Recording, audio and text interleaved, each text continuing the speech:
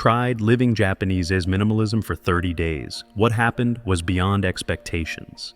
Have you ever felt like you were surrounded by so much, yet somehow connected to so little? As if life kept piling on stuff, tasks, notifications, emotions, until there was barely any space left to breathe? If you've ever felt that way, then this video is for you, because I've been there too.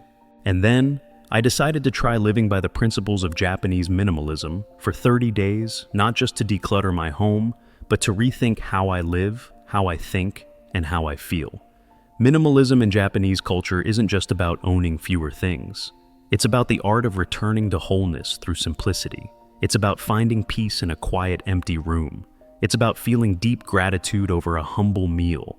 It's about doing less, so you can fully live in each moment.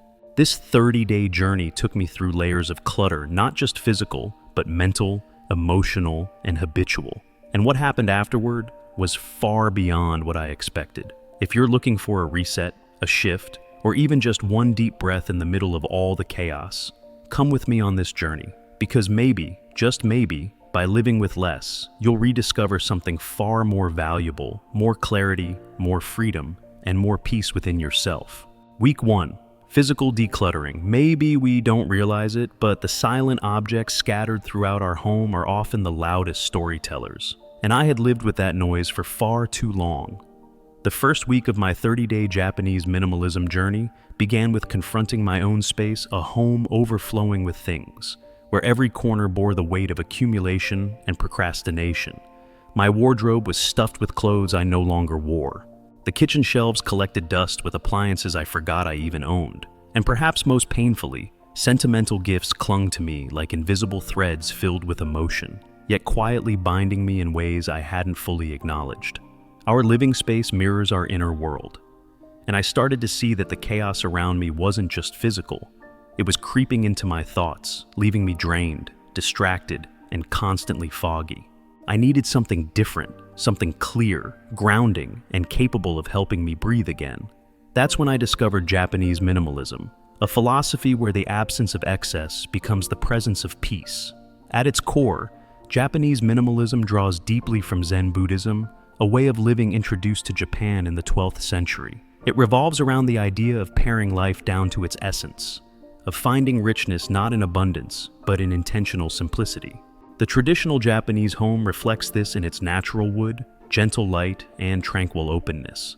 It's not about deprivation, it's about alignment, a space that breathes so your mind can breathe too. I asked myself, if the Japanese could live deeply and meaningfully with less, could I do the same? I began with the KonMari method by Marie Kondo, a ritual-like approach to decluttering that felt both tender and powerful. It wasn't about hurriedly tossing things away. It was about pausing, holding each item with care, and asking a simple yet profound question. Does this spark joy? That one question opened a door within me. I realized I had kept so many things out of guilt gifts I never used, clothes that no longer fit, items I saved for just in case. But the moment I let go of a drawer of old gadgets, of an out-of-style purse, I felt something inside loosen, lighter, freer. Not just my space, but my spirit. And I didn't need research to tell me this. Though it exists, decluttering has been shown to lower cortisol, the stress hormone. I could feel the shift in my body as I cleared my closet. But KonMari was just one part of the puzzle. I also embraced a different philosophy, Danshari. Unlike KonMari's emotional approach, Danshari asks more practical questions. Is this item useful now? Does it serve my current life? Or does it belong to a past that no longer fits me? With Danshari, I took a hard look at my desk, an avalanche of papers and outdated tech, and began letting go of what no longer belonged. I wasn't just decluttering, I was choosing to live in the present, not in the weight of my past. Still, removing things was only half the journey. The real challenge was preventing the clutter from returning. So, I created a rule, one in, one out. For every new item I brought into my home, one old item had to go. It's a simple concept, but a powerful filter. It forced me to think intentionally before buying. I couldn't just impulse shop anymore. If I wasn't willing to let go of something, I wasn't ready to bring in something new. Over time, this became second nature. Each item had to earn its place in my life. And with that, balance began to take root. And then, something beautiful happened. I discovered Ma, a uniquely Japanese concept that translates loosely to intentional space, or pause. In my kitchen, I left only a single ceramic vase on the table. In the living room, just a rug and a few cushions. And the space didn't feel empty, it felt alive, peaceful, inviting. Ma isn't about emptiness, it's about creating breathing room for the soul. The Japanese understand this deeply, in architecture, in art, in daily life. When space is honored, the mind begins to quiet. I once read that a study from Princeton found clutter can significantly reduce our ability to focus, and now I believe it. Before, I was easily distracted, mentally scattered. But now, with a tidier space, I find myself more centered. I can read for hours without drifting. I work without battling background noise in my head. My surroundings are supporting my clarity. By the end of week 1, I had let go of nearly 30% of my belongings.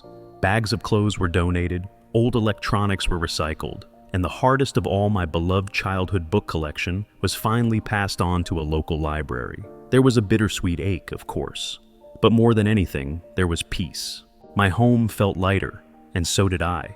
Physical decluttering had given me a fresh beginning, and now I was ready to move inward to clear the mental space I'd long neglected. I sensed that the journey ahead would be even more profound. Week 2. Mental minimalism. After clearing out my physical space and feeling its lightness settle in, I started to notice a different kind of noise, one that didn't come from my surroundings, but from within. It was the constant ping of notifications, the restless urge to scroll through endless feeds, the overwhelming stream of thoughts that I couldn't seem to quiet. This, I realized, was mental clutter, perhaps even more exhausting than the physical kind. And if I truly wanted to embrace Japanese minimalism, I couldn't stop at my home. I had to learn to declutter my inner world. So, in week 2, I devoted myself entirely to slowing down and reconnecting with 3 essential aspects of mental minimalism: digital detox, transforming habits into rituals, and practicing mindfulness. Each of these felt like a doorway inviting me to step away from chaos and into a quieter, clearer state of being. The first thing I did was turn off all notifications on my phone. No more pings, no more screens lighting up with updates. No more constant interruptions. And while part of me was anxious at first, worried I might miss something important, I committed to this digital silence for the first 72 hours. The initial feeling was strange, even empty, but quickly, I realized that this emptiness was actually restoration. I began to feel time again. Everything slowed down. Simple tasks, making tea, taking a walk, suddenly became rich with presence. Somewhere I'd read that stepping away from technology could significantly reduce anxiety, but I didn't need the numbers to believe it. My body already knew it was true. I also started to change how I used my phone. Instead of letting it control my attention, I turned it into a tool for awareness. I downloaded an app where I could grow a virtual tree by staying off my phone. If I used the phone, the tree would die. It was a small idea, but strangely powerful. Each tree became a quiet reminder that I was choosing focus. In the evenings, I played soft, relaxing sounds, gentle rainfall, distant chimes. As I listened, I felt like I was stepping into a world with no words, where my mind could finally rest. It wasn't just about cutting screen time, it was about reclaiming the way I wanted to feel. From reclaiming my attention, I moved into something deeper, redefining my daily routines. Instead of moving through life on autopilot, I began creating rituals, simple actions done with full intention. I stopped brushing my teeth just to check it off. I stopped rushing through breakfast. Each morning, I opened the windows, wrote down one thing I was grateful for, steamed my face with warm water, and gently planned my day. At night, I tidied my desk, jotted down tomorrow's priorities, and made a warm cup of tea.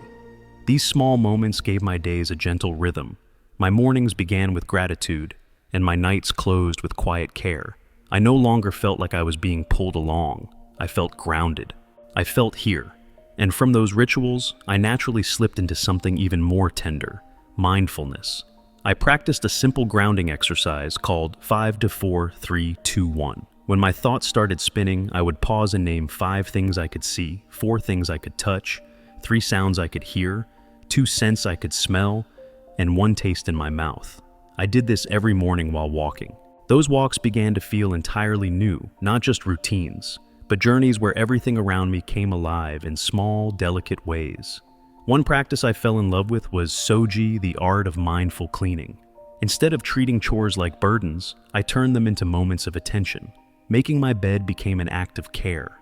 Wiping down the table was a way to bring freshness into my space. Folding laundry was no longer mechanical, it was calming. I used to think mindfulness was something abstract or difficult, but it was actually so close, so simple. Just being fully present with whatever you're doing, that was enough. I came across studies saying that being in the present moment leads to greater happiness, and I felt that deeply. I used to live mostly in my head thinking about the past, planning the future, or drifting into what-ifs. But now, I found myself anchored here. I didn't need a dozen things to feel whole. A warm cup of tea, a deep breath, a quiet morning that was enough. By the end of week 2, I realized how far I'd come. My screen time had dropped by nearly half. I no longer woke up feeling anxious from the flood of overnight news or messages. Instead, I started my days with warmth and intention. A few minutes of meditation, a quiet ritual, a little order, and most importantly, a sense of emotional ease. Yes, the beginning felt odd and even uncomfortable, but now I was seeing a new version of myself, more present, slower, and deeply attuned. A decluttered mind had opened up an entirely new world, and I was quietly excited for the next step, exploring the physical space around me, not just to tidy it, but to breathe more deeply within it. Week 3, Spatial Minimalism. If the first 2 weeks were about peeling off the dust that had settled on the surface of my life, both physically and mentally, then week 3 brought me back to my living space in a completely new way. I began to see my home not just as a place to stay, but as a living entity, an extension of my own body, something I had unconsciously ignored for far too long. I realized that if I gave it the kind of care and attention that Japanese philosophy inspires, it could become not only beautiful, but healing. And that's when the concept of Ma became my quiet guide. Ma is not emptiness, it's intentional space. It's the pause that holds meaning, the openness that allows energy to flow, light to enter, and the mind to rest amid the rush of everyday life. In Japanese, the character for Ma combines the symbols for gate and sun, a poetic image of sunlight streaming through a doorway, life filtering in through stillness. Once I truly understood this, I removed nearly half of my furniture, not because it was useless, but because it was disrupting the natural flow of my space. My once cluttered living room was pared down to a few chosen pieces. A low table sat empty except for a single ceramic bowl, and somehow that less made everything feel fuller. I sat in that room, looked into that emptiness, and felt as if my mind had finally been given a path to wander freely. It was as if a door had opened inside me. I've read that modern psychology is starting to affirm what the Japanese have long understood, that uncluttered spaces reduce stress and enhance focus. But I didn't need a study to tell me that. I was living it. I felt my mind soften, like early morning fog slowly dissolving under a quiet sun. I started to fall in love with my home again, as if it were quietly thanking me for finally letting it breathe. From Ma, I took one more step into the spirit of wabi-sabi, the philosophy of finding beauty in imperfection and impermanence. I gradually replaced cold, synthetic furnishings with natural materials, unfinished wood, softly wrinkled linen, handmade ceramics with imperfect glaze. Each uneven surface, each faded hue seemed to whisper stories of time and presence. My space no longer felt sterile, it felt alive. Not polished, but warm. No longer showroom perfect, but soulful. I didn't feel like I was living in a display, I felt like I was living in a home with memory, with breath, with soul. Every time I touched raw wood, I felt a subtle warmth. Every time the afternoon light filtered through sheer linen, my whole room seemed to be bathed in quiet gold. These moments may sound small, but they truly soothed me. Somewhere I'd read that contact with natural textures can significantly reduce stress hormones. But again, I didn't need to measure it, I could feel it. I was calmer, more grounded, more deeply at peace, held by something ancient and human. Then I began noticing light. In traditional Japanese architecture, light isn't just a functional need, it's a form of meditation. They use shoji screens, thin paper sliding doors, to filter light softly and blur the boundary between indoors and out. I didn't have shoji, but I could honor that spirit. I removed all my heavy curtains and let natural light flood in. My mornings became rituals of illumination. I no longer flipped on a switch, I welcomed the sun. The light changed with the hour, with the seasons, and each shift felt like a quiet invitation to be present. I no longer needed to go into the forest to find stillness. I had brought that stillness into my home. As I watched the light dance across the windows, as shadows of trees painted the walls, as I caught myself pausing just to notice a beam of sun resting on the floorboards, I realized that my space was no longer just a container. It was a companion, a presence that could hold me, steady me, and help me move through life with more grace. By the end of week 3, I hadn't just rearranged my furniture, I had rewritten my relationship with the space I live in. Ma had taught me to honor the space between things, to understand that even nothingness can hold meaning. Wabi Sabi had taught me to love the worn, the incomplete, the fleeting, because that's what life truly is. And the light taught me that some things can't be grasped, only felt. My home was no longer just where I kept my belongings, it had become the place I came alive.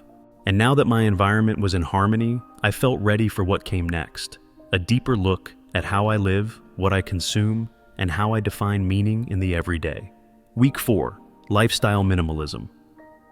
Once my surroundings felt lighter, my mind clearer, and my home transformed into a peaceful retreat, I realized it was time to look deeper into how I was actually living each day. Week 4 wasn't about what I owned or didn't own anymore. It was about my lifestyle, about the choices I made, the rhythms I followed, and the quiet details that shaped my days. This week was an invitation to live more simply, not by having less, but by living more meaningfully. And it was through this shift that I encountered one of the most quietly profound Japanese philosophies: living with less so I could live more deeply. I began by rethinking my relationship with experiences. How many times had I chased a sense of joy through shopping? How many things had I purchased only to feel the excitement fade after a day or two? In Japanese culture, there's a beautiful phrase, ichigo ichie, one time, one meeting.